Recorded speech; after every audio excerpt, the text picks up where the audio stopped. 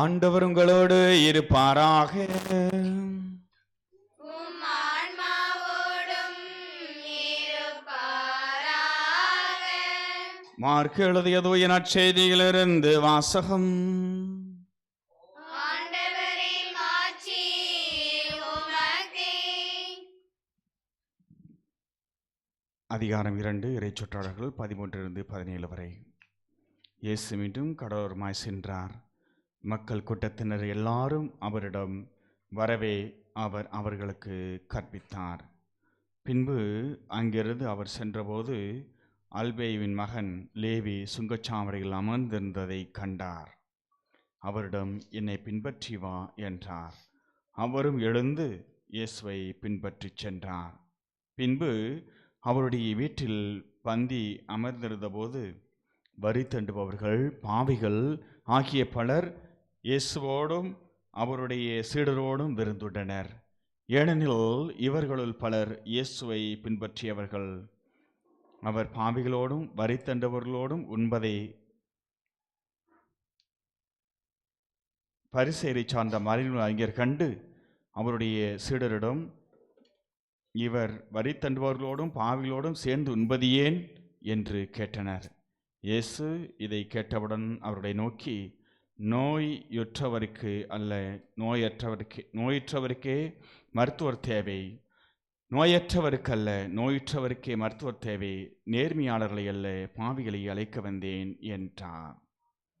ஆண்டவரின் அருள்வாக்கு. இயேசுவே உம்மை புகழ்கின்றோம். இறையேசுவில் அன்புமிக்க எனதருமை அருட்தந்தை மற்றும் சகோதர சகோதரிகளே, அனைவரும் கைகளை உயர்த்தி நான் சொல்கின்ற வார்த்தைகளை சொல்லவும். ஹல்லேலூயா, ஹல்லேலூயா, ஹல்லேலூயா. ஆண்டவரே உம்மை வாழ்த்துகின்றோம். ஆண்டவரே உம்மை ஆராதிக்கின்றோம். ஆண்டவரே உமக்கு நன்றி செலுத்துகின்றோம். கரங்களை கீழே போடவும்.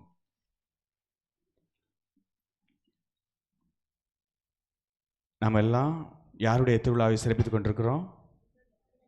புனித அந்தோனியார். 2 அந்தோனியார் இருக்காங்க, தெரியுமா? அந்த யார் 2 பேரை சொல்ல முடியுமா? வனத்து அந்தோனியார், இன்னொருத்தர் பதவி அந்தோனியார். ஓகேவா? நம்ம கொண்டாடுற திருவிழா கொண்டாடுறது எந்த அந்தோனியார்? பதவி அந்தோனியார். ஓகே, ஒரு கேள்வி. பதவி அந்தோனியார் அப்படி சொல்லல நம்ம என்ன ஞாபகத்துக்கு வருது? ஏதாவது ஒரு சிறப்பு இருக்கு அவருக்கு என்ன ஒரு சிறப்புகள் இருக்கிறது? பதவி அந்தோனியார் சொன்னாலே நிறைய டைட்டில் இருக்கு. அதுல ஒரு டைட்டில் சொல்ல முடியுமா? கோடி அற்புதர். கரெக்ட். ஓகேவா? அந்த கோடி அற்புதனுடைய அந்த அந்த கோடி அற்புதம் சொல்லக்கூடிய அந்த பெருமை, அந்த புகழெல்லாம் எப்படி வந்துச்சு அவருக்கு? அதிசயங்கள் செய்தார். எப்படி அதிசயங்கள் செய்ய முடிந்தது?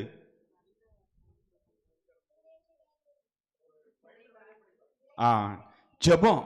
ஜெபத்துக்கு அவரு முக்கியத்துவம் கொடுத்தார். நல்ல ஜெபம் செய்வார். எப்பொழுதுமே தனிமையா போய் தனியா ஒரு இடத்துல இருந்து நல்ல கடவுளோடு ஜெபத்தின் மூலம் உறவு கொண்டவராக புனித பதவி அந்தோனியார் இருக்கார். அவருக்கு ஒரு சிறப்பு இருக்கு. இன்னொரு சிறப்பு இருக்கு. கோடி அற்புதம் சொன்னது கரெக்ட், வெரி குட். இன்னொரு சிறப்பு இருக்கு. அது என்ன? இல்ல, அது இருக்கட்டும். ஓகே, வேற யாரும் சொன்னாங்களே, ஒரு ஆள் சொல்லுங்க கைது நல்ல சத்தமா. அழியாத நாக்கு வரம் பெற்றவர் யாரு? புனித பதவி அந்தோனியார் தான். அழியாத நாக்கு. ஏன் அவருக்கு அப்படி வந்துச்சு சொல்லுங்க பார்க்கலாம். அந்த வரத்தை கொடுத்தார் ஆண்டவர். ஏன்? சிறப்பான முறையிலே இறைவார்த்தையை அவர் அறிவித்தது காரணத்தினால். ஓகேவா? இன்று நமக்கு கொடுக்கப்பட்டிருக்கிற தலைப்பு என்னன்னா, நற்செயல்களின் வாயில் புனித பதவி அந்தோனியார். நற்செயல்களின் ஒரு வாயில். ஓகேவா? ஒரு புனித அந்தோனியாரை பற்றி நாம் சிந்திக்கின்ற பொழுது ஒரு நிகழ்வு ஒன்றை உங்களுடைய கண்முன் கொண்டு வர விரும்புகின்றேன். அமெரிக்காவில் உள்ள மிசிசிப்பி என்ற ஒரு பெரிய ஆறு ஓடிக்கொண்டிருக்கிறது. ஒரு சமயம் இந்த ஆற்றிலே ஒரு சொகுசு கப்பலில் அமெரிக்காவில் உள்ள செல்வந்தர்கள் அனைவரும் உல்லாச பயணம் மேற்கொள்ள திட்டமிட்டார்கள். அவ்வாறு உல்லாச பயணத்திற்கென்று ஒரு தேதியை குறித்து அந்த நாளிலே இந்த கப்பலிலே தங்களுடைய பயணத்தை ஆரம்பித்தார்கள். நன்றாக அந்த கப்பலானது சென்று கொண்டிருக்கிறது. அந்த கப்பலானது அவ்வாறு நன்றாக சென்று கொண்டிருக்கிறது. ஒரு நேரத்திலே அந்த கப்பலானது அந்த அந்த ஆற்றில் உள்ள ஒரு பாறையின் மீது மோதுகின்றது. அந்த பாறையின் மீது மோதிய காரணத்தினால் அந்த கப்பலின் உள்ளே ஓட்டை ஏற்பட்டு அந்த கப்பலின் வழியாக, அடிப்பாகத்தின் வழியாக தண்ணீர் உள்ளே வர ஆரம்பிக்கின்றது. இதை தொடர்ந்து அந்த கப்பலிலே பயணித்த அந்த செல்வந்தர்கள் எல்லோருமே ஒவ்வொருவரும் அதிர்ச்சி அடைந்து சத்தமிட்டு கொண்டு ஒவ்வொருவரும் அந்த கப்பலில் பயணித்த ஒவ்வொருவரும் கையில் கிடைத்த அந்த பாதுகாப்பு வளையங்கள் என்று கொடுக்கப்பட்டிருக்கும் அந்த பாதுகாப்பு வளையங்களை எல்லாம் எடுத்துக்கொண்டு கட்டிக்கொண்டு 100க்கும் மேற்பட்டோர் அனைத்து பாதுகாப்பு பொருட்களையும் எடுத்துக்கொண்டு சில சிறு சிறு படகுகளை பிடித்து கொண்டு தப்பித்து வெளியே வருகின்றார்கள். வெளியே வந்து கரை சேர ஆரம்பிக்கின்றார்கள். கப்பல் தண்ணீருக்குள் மூழ்கப் போகிறது என்று தெரிந்தும் அதெல்லாம் பொருட்படுத்தாமல் ஒரு மனிதர் மட்டும் ஏதேதோ செய்து கொண்டிருக்கிறார். கப்பலினுடைய அந்த உட்பகுதிக்கு சென்று எதையோ தன்னுடைய இடுப்பில் கட்டிக்கொண்டு என்ன செய்கிறார்? தண்ணீருக்குள் எதையோ கட்டிக்கொண்டு தண்ணீருக்குள் குதிக்கிறார். அமெரிக்க பத்திரிகைகளும் டெலிவிஷன்களும் ஒரு செய்தியை வெளியிடுகின்றது. என்ன என்று சொன்னால், விபத்தில் யாருமே இறக்கவில்லை, இந்த கப்பலில் பயணித்த அனைவருமே காப்பாற்றப்பட்டு விட்டார்கள் என்ற செய்தியை வெளியிடுகின்றது. மறுநாள் இந்த செய்தியை கேட்டு மீட்பு படையினரும் மற்ற அந்த பத்திரிகையாளர்களும் என்ன செய்கின்றார்கள்? சென்று பார்ப்போம், அந்த இடத்துல வேறு யாராவது இறந்திருக்கிறார்களா என்று சோதிப்போம் என்று சொல்லி நினைத்து கொண்டு அவர்கள் எல்லாம் அந்த இடத்திலே சென்று பார்க்கின்றார்கள், ஆராய்ந்து பார்க்கின்றார்கள். அப்பொழுது ஒரு ஆள் மட்டும் தண்ணீருக்கு மேலே செத்து மிதந்து கொண்டிருக்கிறார். காரணம், அவரை பார்த்த பொழுது அவருடைய இடுப்பில் தங்க கட்டிகள் கட்டப்பட்டு இருந்ததால் அவரால் தண்ணீரில் அந்த நீந்தி அடித்துக்கொண்டு கரை சேர முடியவில்லை, தண்ணீருக்குள் மூழ்கிவிட்டார். அதன் காரணமாக அவர் கரை சேர முடியாமல் தண்ணீருக்குள் மூழ்கி இறந்து மிதக்கிறார். அவருடைய இடுப்பை பார்த்த பொழுது அதிகமான தங்க கட்டிகள் இருந்ததை பார்க்கின்றார்கள். இயேசுவில் அன்புமிக்க எனதருமை சகோதர சகோதரிகளே, இவர் எந்த அளவுக்கு நிறைய பணக்காரர்கள் அந்த கப்பலிலே பயணித்தார்கள். ஆனால் அனைவருமே உயிர் பிழைத்தால் போதும் என்று நினைத்து கொண்டு தங்களுக்கு கிடைத்த அந்த பாதுகாப்பு வளையங்கள், கவசங்கள் அனைத்தையும் அணிந்து கொண்டு ஓடி நீந்தி வெளியே குதித்து நீந்தி கரை சேர்கின்றார்கள். ஆனால் இந்த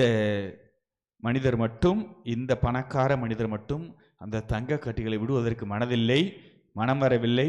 எனவே இடுப்பிலே கட்டிக்கொண்டு கனமாக இருந்ததால் அவரால் நீந்தி வெளியேற முடியவில்லை, தண்ணீருக்குள் இருந்து இறந்து விட்டார். இது ஒரு பரிதாபமான நிகழ்வுதான். ஆனால் நமக்கு ஒரு சிந்தனையை கொடுக்கிறது.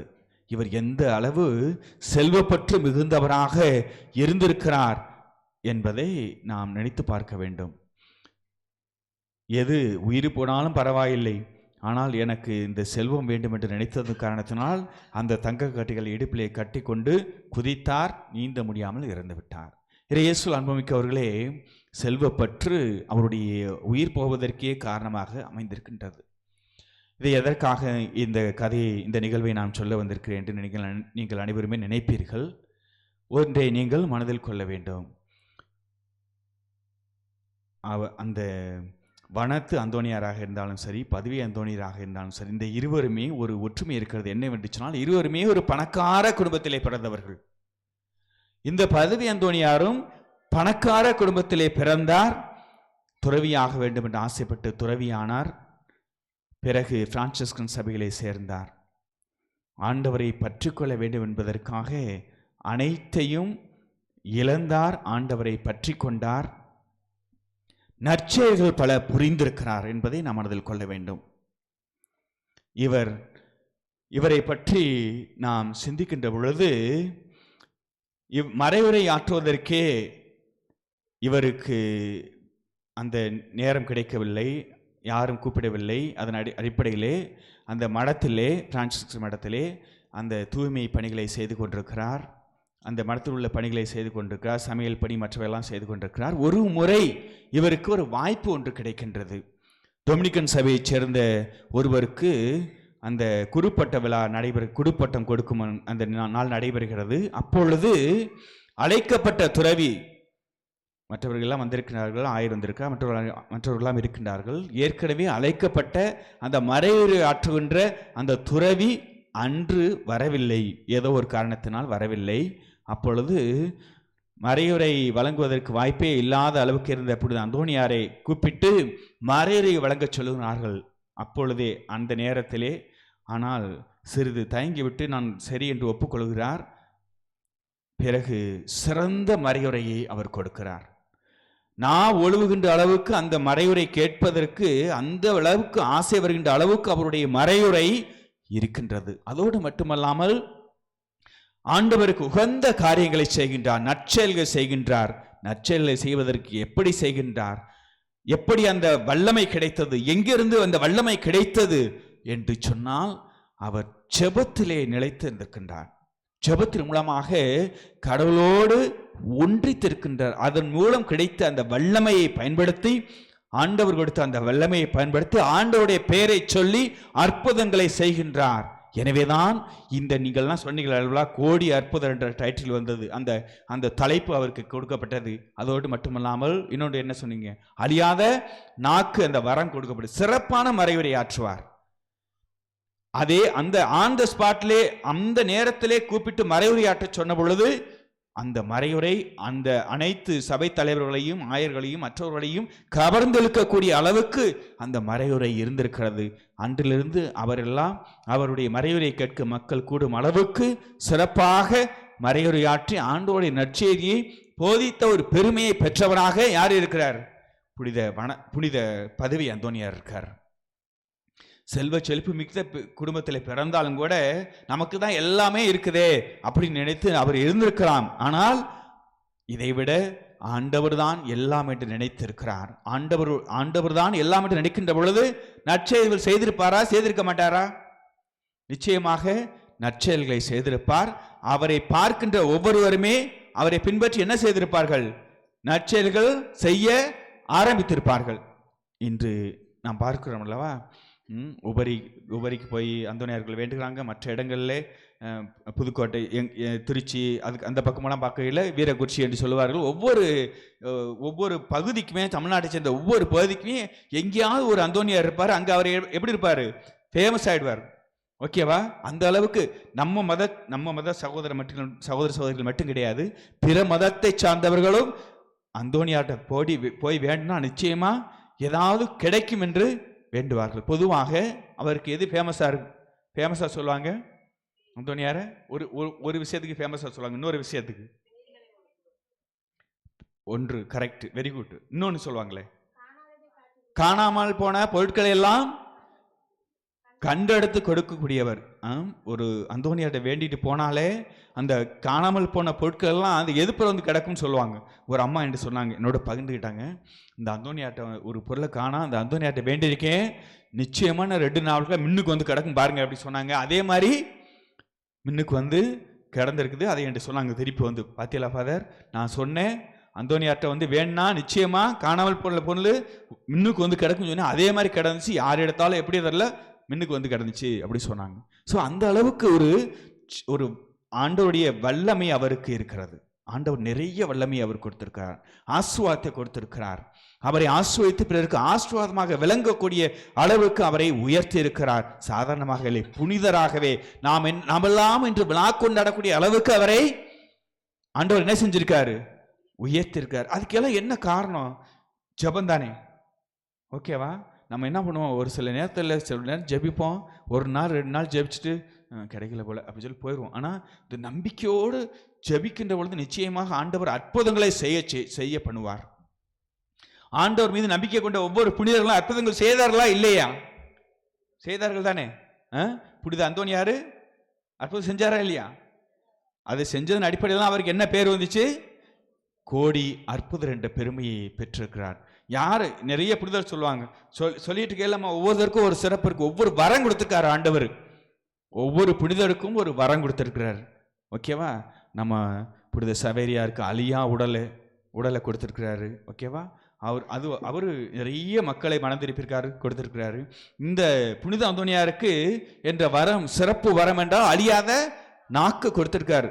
சாதாரணம் கிடையாது. அது என்ன ஒரு அதை ஏன் மேன்மைப்படுத்துறார் ஆண்டவர்? அந்த அழியாத நாக்கு ஏன் கொடுத்தாரு அப்படி சொன்னா, அவருடைய சிறப்பு போதனை, ஆண்டவரை பற்றி அவருடைய பெயரை எத்தனை முறையோ சொல்லி வந்திருப்பார். அவருடைய ஆண்டவர் இயேசுவை, அவருடைய பெயரை எத்தனையோ முறை அறிவித்து மக்களை கவர்ந்திருந்திருப்பார். பல ஆன்மாக்களை அவரிடம் ஆண்டவர் பக்கம் கொண்டு வந்த ஒரு பெருமை இவருக்கு இருக்கிறது. எனவேதான் இவரை கோடி அற்புதர், அழியா நாக்கு கொண்ட புனிதர் என்றெல்லாம் நாம் எல்லாம் சிறப்பித்துக் கொண்டிருக்கிறோம். அந்தோனியாருக்குன்னு சொல்லையில இந்த சில பேர் அந்தோனியார்கள் என்ன செய்வாங்க, அசன விருந்து கொடுப்பாங்க வேண்டுதலா. ஒரு சில பேர் அவங்களுடைய வசதிக்கு ஏற்ப 1 நாள் கொடுப்பாங்க, 2 நாள் கொடுப்பாங்க. சில பேர் 13 நாளுமே குறுக்கன்னு சொல்லி கொடுப்பாங்க. அந்த அளவுக்கு ஒரு பெயர் போன ஒரு புனிதராக இவர் இருக்கிறார். அந்த அளவுக்கு இவருடைய பரிந்துரை ஜெபம் வல்லமை வாய்ந்ததாக இருக்கிறது. ஆண்டவரிடம் சென்றடைகிறது. அவர் உடனே பதில் சொல்லக்கூடிய அளவுக்கு இவருடைய ஜெபம் இருக்கிறது. ஓகேவா?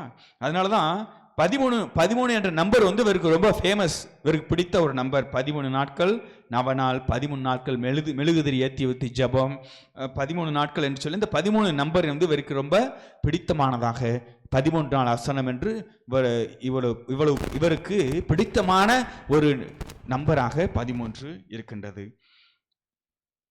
13 நாட்கள் திருப்பயணம், நடைபயணம் இதெல்லாம் இவருக்கு பிடித்தமான ஒரு நம்பராக 13 இருக்கின்றது. நீங்களாம் சொன்னீங்க அழகின் மீது அதிகாரம் கொண்டவராக இருக்கிறார் என்று சொல்லி. ஒரு முறை புனித அந்தோனியார் ஆலயத்திலே ஜெபித்துக் கொண்டிருக்கிறார். அப்பொழுது அழகை இவரை சோதிக்க ஆரம்பிக்கிறது. அப்பொழுது என்ன செய்தார் அந்தோனியார்? அவர் சிலுவை அடையாளம் வரைகிறார். அந்த சிலுவை அடையாளம் வரைந்த பிறகு அந்த அழகை அவரை விட்டு ஓடி விடுகின்றது. அந்த அளவுக்கு சிலுவை அடையாளம் வரைந்து அழகை ஓட்டுகின்ற ஒரு பெருமை யாருக்கு இருக்கிறது? புனித அந்தோனியாருக்கு தான் இருக்கிறது. சாதாரணமாக ஒரு மனிதனை புனிதர் என்று சொல்லிவிட மாட்டார்கள். அதற்கு நிறைய ப்ராசஸ்லாம் இருக்கிறது. புனித அந்தோனியார் நினைச்சிருக்க மாட்டார் அவர் புனிதர் ஆவாரா என்னன்னு சொல்லி. ஆனால் அவருடைய செயல்கள் எல்லாம் என்ன செய்தது? அவரை புனிதர் நிலைக்கு உயர்த்தியது என்பதை நாம் மனதில் கொள்ள வேண்டும். பக்தி, அவர் சிறு வயதிலிருந்தே ஆலயத்திற்கு செல்வதென்று உண்டு, ஆலயத்திலே நற்பணிகள் செய்வதுண்டு, நற்செயல்கள் செய்வதுண்டு, ஒரு ஆர்வத்தோடு தன்னார்வத்தோடு ஆலய பணிகளிலே ஈடுபடுவதுண்டு. அந்த பழக்கத்தெல்லாம் சிறு வயதிலிருந்தே கற்றவராக புனித அந்தோனியார் இருக்கிறார். சாதாரணமாக அவருடைய வாழ்வு முன்னுதாரணமான வாழ்வாக இல்லை. அவருடைய வாழ்வு சிறந்த நமக்கெல்லாம் ஒரு முன்மாதிரியான வாழ்வாக, ஆண்டவருக்கு உகந்த ஒரு வாழ்வாக, அவருக்கு விழா எடுக்கக்கூடிய அளவுக்கு அமைந்திருக்கிறது என்று சொன்னால் அது சிறிது மிகையாகாது. ஒரு முறை புனித அந்தோனியார் சாப்பிடுவதற்கு எங்கேயோ ஒரு நண்பருடைய வீட்டுக்கு செல்கின்றார். அப்பொழுது சாப்பிடுவதற்கு நேரம் ஆகிவிடுகின்றது, உணவு உண்பதற்கு நேரம் ஆகிவிடுகின்றது. அப்பொழுது அங்கு உள்ளவர்கள், அவருடைய நண்பர்கள்லாம் போய் பார்க்கின்ற, ஏன் அந்தோனியார் இன்னும் வரவில்லை என்று சொல்லி பார்க்கின்ற பொழுது அவருடைய அறைக்கு சென்று பார்க்கின்றார்கள்.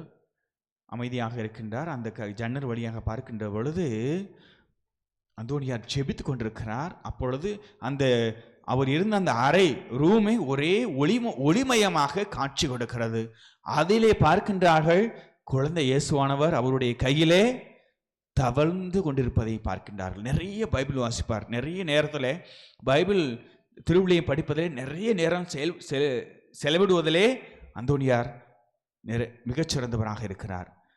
திருவிழியம் படித்து ஜெபித்துக் கொண்டிருந்த பொழுது குழந்தை இயேசுவானவர் அவருடைய கையிலே தவழக்கூடிய அந்த பாக்கியத்தை பெற்றிருக்கிறார். நிறைய பேருக்கு நிறைய கடவுளுடைய ஒவ்வொரு மனிதனுக்கும் ஒரு கிஃப்டை கொடுப்பார் ஆண்டவர். ஒவ்வொரு புனிதருக்கும் ஒரு கிஃப்டை கொடுத்துருக்காரு.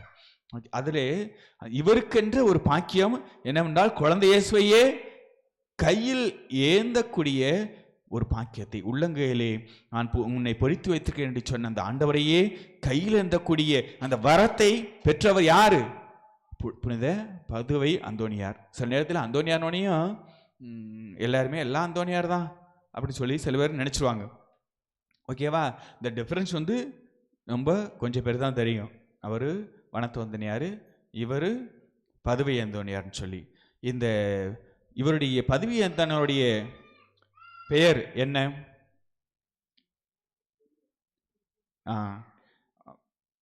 Fernando Martins de Fernando. Okay, Fernando தான் அவருடைய பெயர். ஆனால் இந்த நான் சர்ச் பண்ணதில் முழு பேரும் கொடுத்துட்டாங்க. நோப்ளிஸ் அந்த பெர்னாண்டோ மார்டின்ஸ் டி ப்ளோஸ்ன்னு சொல்லி கொடுத்துருக்காங்க. ஆனால் அவருடைய பேர் பெர்னாண்டோ மட்டும்தான்.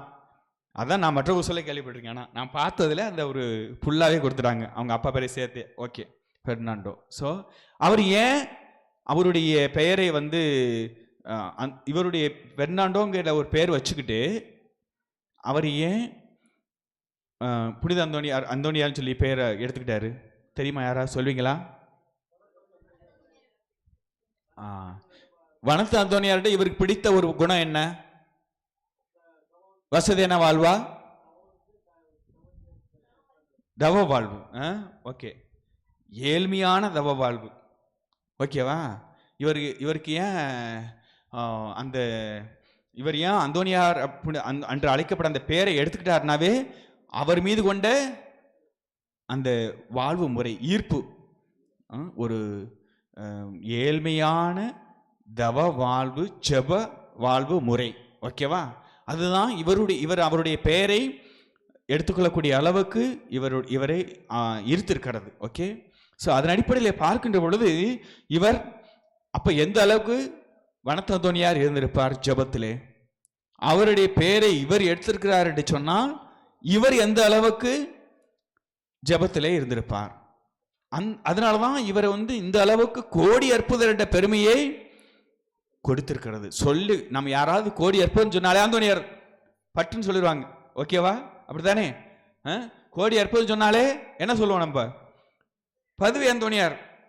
அந்தோனியார் மட்டும் சொன்னீங்கன்னா 2 அந்தோனியார் இருக்காரு, ஏற்கனவே சொல்லிட்டேன். ஓகேவா? இவர் நமக்கு விழா கொண்டாட அந்தோனியார். கோடி அற்புதர்னா பதுவை அந்தோனியார் தான் குடிக்கும். ஓகே, பதுவா. ஓகே, பதுவை அந்தோனியார். ஸோ அத்தகைய சிறப்புக்கும் பெருமைக்குரியவர் நம்முடைய பதுவை அந்தோனியார். எனவே இந்த அற்புதமான ஒரு நன்னாளிலே அந்தோனியாரை பற்றி சிறப்பாக சிந்தித்தோம். நிறைய நற்செயல்களையும் ஆசீர்வாதங்களையும் மக்களுக்கு கொடுத்து இவரை பார்த்து பல மக்கள் ஆண்டவரை பின்பற்றினார்கள். நற்செயல்களின் வாயிலாக இந்த புனித பதுவை அந்தோனியார் இருக்கிறார். ஓகேவா? இவரை பார்த்து பல பேர் மனமாறி இருக்கார்களா இல்லையா? எத்தனை பேர் மனமாறி இருப்பார்கள்? பிரமத சகோதரிகள் ஆண்டவர் பக்கம் வந்திருக்கிறார்கள்.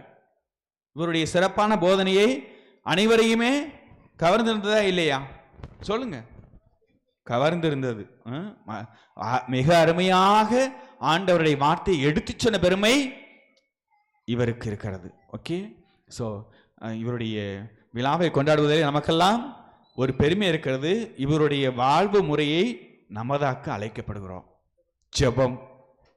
ஓகேவா? இவரை போல நாமும் ஜெபிக்கணும். ஜெபிக்கின்ற பொழுது நிறைந்த வல்லமை ஆண்டவர் நாம் ஒவ்வொருவருக்கும் கொடுப்பார். திருவிழியம் படிக்கின்ற குணம் டெய்லி தினமும் சிறப்பான முறையில் நம்ம என்ன செய்யணும்? நம்மளால் முடிந்த அதிகாரம் ஒரு நாளைக்குன்னு வச்சுக்கோங்க.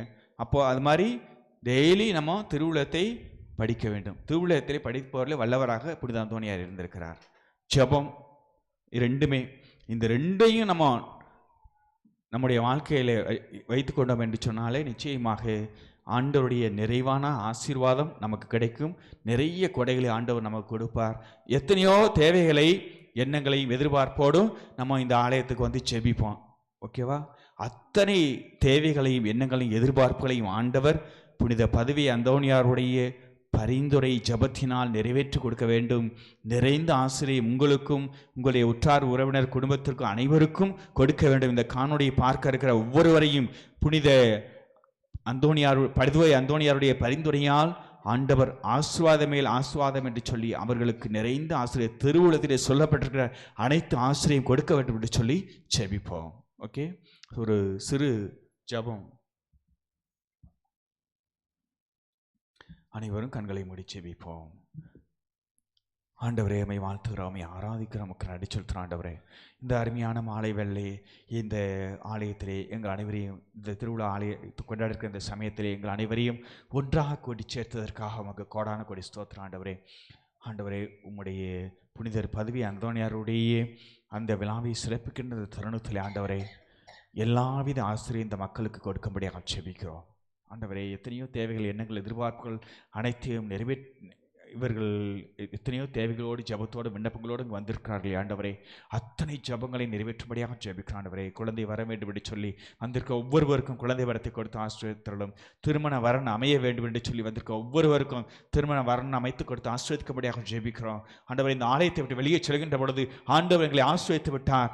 ஆண்டவர் புனித பதுவை அந்தோணியாருடைய பரிந்துரை ஜபத்தினால் நிறைவான ஆசிரியை கொடுத்து கொண்டிருக்கிறார், எங்களை வழிநடத்தி கொண்டிருக்கிறார், அவருடைய பிரசனத்தை எங்களை நிரப்பிக் கொண்டிருக்கிறார் என்று சொல்லக்கூடிய அளவுக்கு ஆண்டவரே எல்லாவித ஆசிரியை இவர்களுக்கு கொடுக்கும்படியாக ஜெபிக்கிறோம். ஆண்டவரே, கேளுங்கள் உங்களுக்கு கொடுக்கப்படும், தட்டுங்கள் உங்களுக்கு திறக்கப்படும் என்று சொன்ன ஆண்டவரே, இந்த ஆலயத்தில் கொடுக்கிற ஒவ்வொருவருக்கும் ஆண்டவரே இவர்களை கேட்க வரங்கள் எல்லாம் உம்முடைய பெயராலே கேட்கின்ற இந்த வரங்கள் அனைத்தையும் கொடுக்கும்படியாக ஜெபிக்கிறோம். புனித பதுவை அந்தோணியார் உடைய பரிந்துரையால் உங்களை நாடுகின்ற ஆண்டவரை, உம்மை நாடுகின்ற ஒவ்வொருவருக்கும் நீர் சுகம் கொடுத்து, சுகமில்லாத அனைவருக்கும் சுகம் கொடுத்து, விண்ணப்பங்களுக்கு செவி சாய்த்து, ஜபங்களுக்கு செவி கொடுத்து ஆஸ்வதிக்கும்படியாக, செவி சாய்த்து ஆஸ்வதிக்கும்படியாக ஜெபிக்கிறோம். ஆண்டவரே, எல்லாவித ஆசிரியை கொடுத்தாலும் இவர்களுக்கு, குழந்தைகளுக்கு நல்ல ஞானத்தை அறிவையும் கொடுத்தாலும், பெற்றோருக்கும் பெரியவருக்கும் கீழ்ப்படுகின்ற சக்தியை இந்த குழந்தைகளுக்கு கொடுக்கும்படியாக ஜெபிக்கிறோம். இந்த குடும்பத்தில், இந்த ஊரில் உள்ள ஒவ்வொரு குடும்பத்தில் குழந்தைகளும் ஆண்டவரே உம்முடைய ஞானத்தை அவர்களுக்கு அளிக்கும்படியாக ஜெபிக்கிறோம்.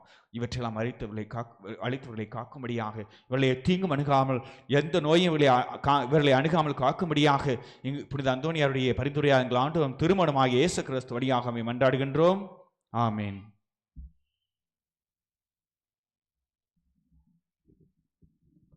அனைவரும் முழங்கால் படியிடுவோம். நம் பதுவை புனிதருடைய நவநாள் ஜெபம்.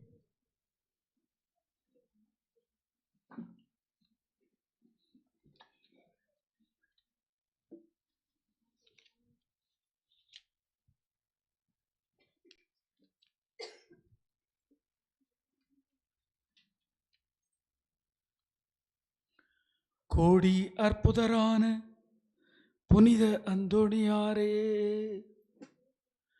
பசாசுகளை விரட்டி ஓட்டுபவரே, கருணையின் வள்ளலே, உலகில் எங்கள் ஆதரவும் தஞ்சமும் நீரல்லவோ. நீர் எங்கள் ஞான தந்தை என்பதை எங்களுக்கு காண்பித்தருளும். உம்மை தேடி வந்த நிர்பாக்கியரான எங்கள் மேல் தயவாயிரும். அழுகிறவர்களை அரவணைத்து அருளும்.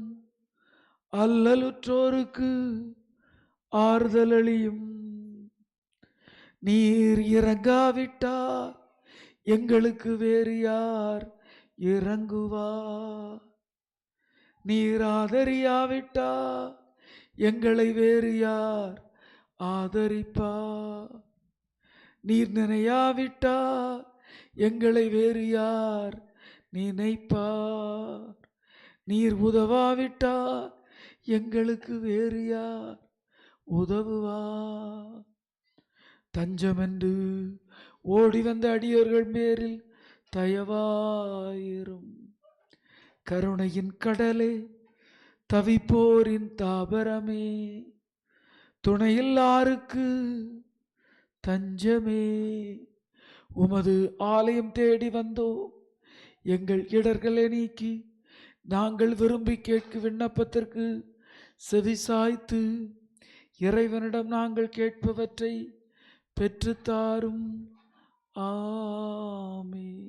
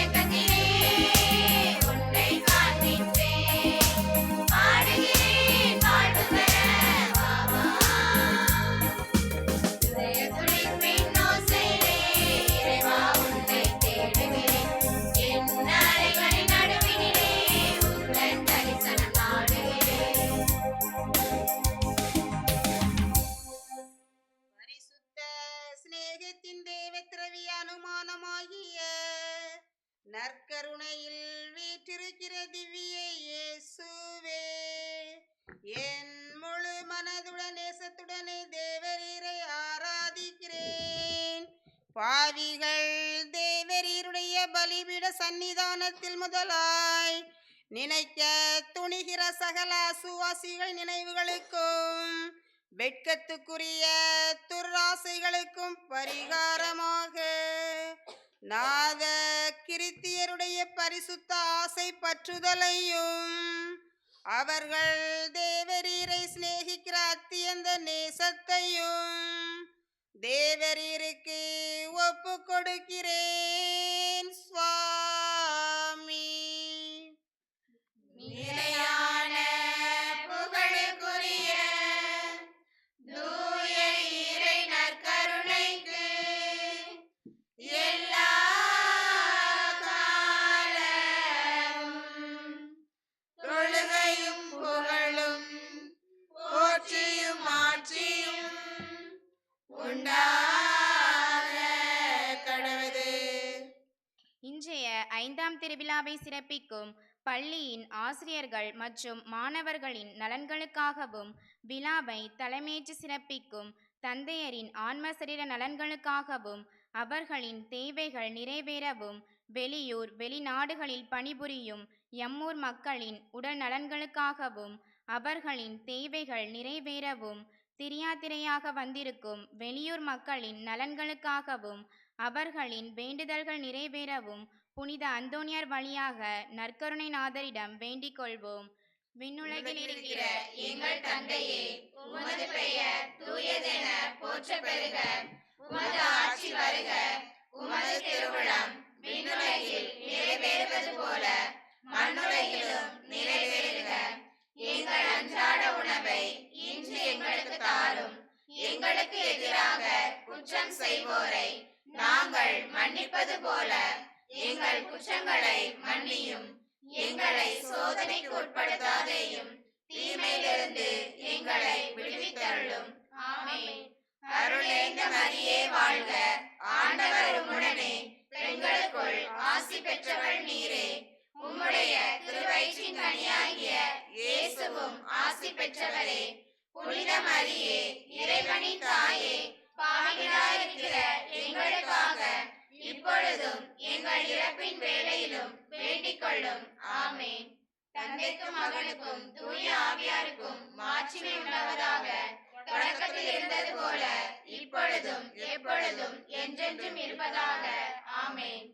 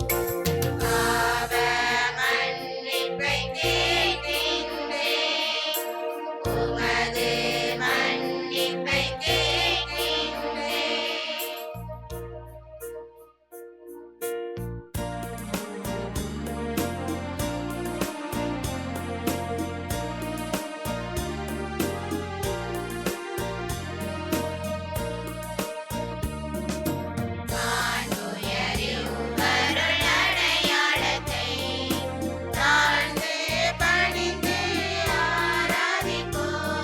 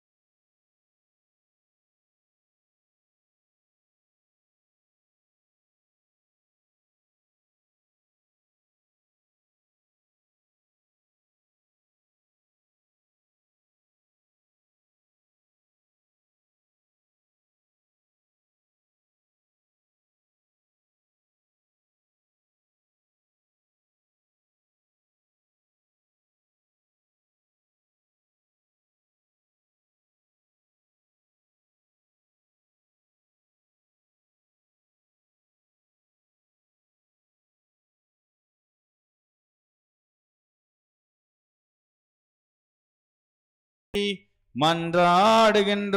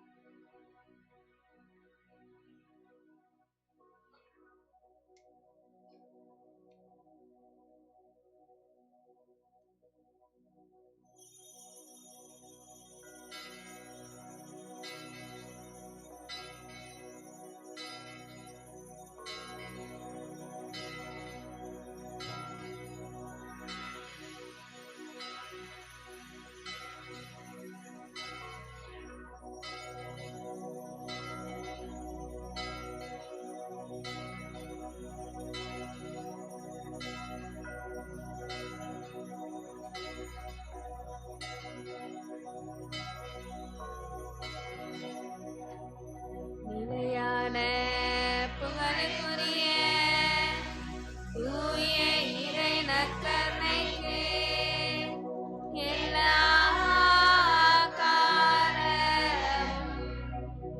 தொழுகையும் புகழும் போற்றியும் மாற்றியும் உண்டாக கடவுள்.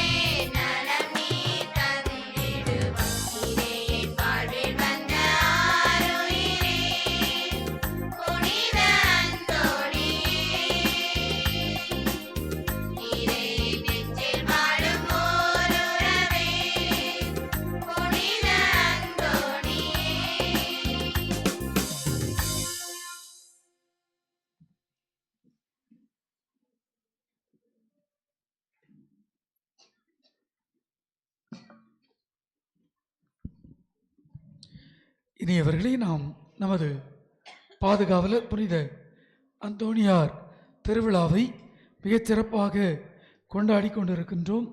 இன்று நாம் 5ஆம் திருவிழாவை நமது ஊரின் ஆசிரியர்கள், மாணவிகள் காலை திருப்பலியை சிறப்பித்திருக்கின்றார்கள். மிகவும் அருமையாக அந்த திருப்பலியை ஒப்பு கொடுத்தார்கள். ஆகவே அவர்களுக்கு உங்கள் சார்பாக நன்றியை தெரிவித்துக் கொள்கிறேன். கைதட்டி நன்றியை அன்போடு பகிர்ந்து கொள்கின்றோம். இப்பொழுது நம்முடைய அருட்தந்தை ஜோசப் அவர்கள், அதாவது வள்ளியூர் பங்கின் திருத்தலத்தின் துணை பங்கு தந்தையாக இருக்கின்றார்கள். எல்லோரிடமும் மிகவும் அருமையாக பழகக்கூடிய அன்பான தந்தை அவர்கள். இன்று நமக்கு புனித அந்தோணியார், பதுவை அந்தோணியார், வனத்து அந்தோணியார் பற்றி விளக்கமும் நமக்கு தந்து, அந்தோணியாருடைய வாழ்வில் நற்செயலுக்கு காரணம் அவருடைய ஜெபம்.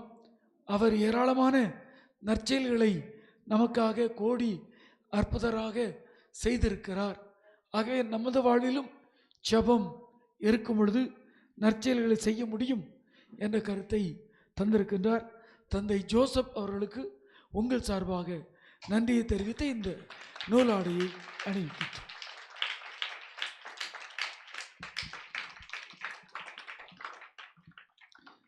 அன்பானவர்களே, இன்று 8:45க்கு நாம் மறைக்கல்வி மாணவிகளின் கலை நிகழ்ச்சி நடத்துவோம் என்பதை அன்போடு தெரிவித்துக் கொள்கிறேன். ஆகவே 8:45க்கு வந்திடுமாறு வேண்டுகிறேன்.